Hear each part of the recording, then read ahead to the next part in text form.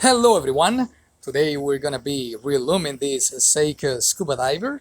As you can see, the hand on this Seiko, the lume in the hand is completely worn out, it's completely dark. The lume is not working anymore, it's not emitting any light. As you can see here on the microscope, this lume in the second hand is completely messed up. So the first thing we're gonna do is remove the old lume, and we're going to be using a pair of tweezers paired on an oiler to do this job. Now, be careful, do not work on the front of the hand, just work from the back because you don't want to make any scratches. So as you can see here, I already removed the old loom from the second hand, but I did it from the back. I didn't do it from the front because as you can see, there are some slight scratches from the tool removing the old loom. So you want to make sure the front looks nice. So once you remove the loom, you're going to place the hands on a radical, as I did right here, to actually apply the new loom. So I'm going to show you in a moment what the new loom is composed by. So it's essentially two main components. We have luminous powder and we have a luminous paste. You can see right here, luminous paste on the left and luminous powder on the right. I found that these two components made the job very nice and well.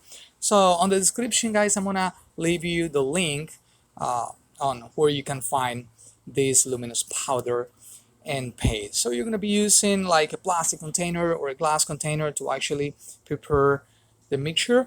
Now exactly the quantity of paste and the quantity of powder, how much you have to put, it's not something easy to say and to do. So basically you need to be trying adding more powder if you need more, or adding more paste if you need like a thicker consistency. Sometimes you're gonna need a thinner consistency to spread out. Sometimes you're gonna need a thicker consistency. It depends on the gap that you're gonna find in your watch hands.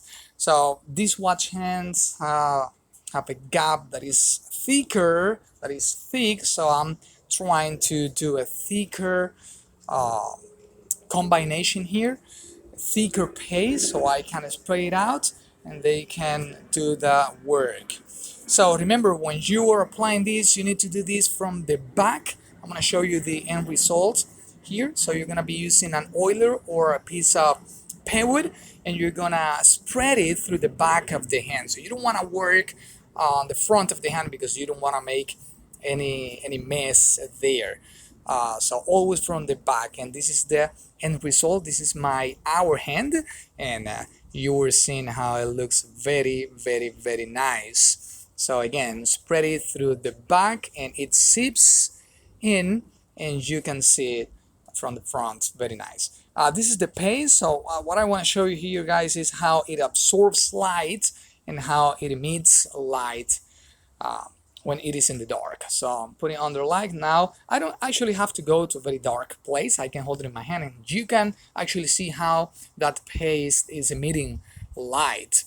It's very nice.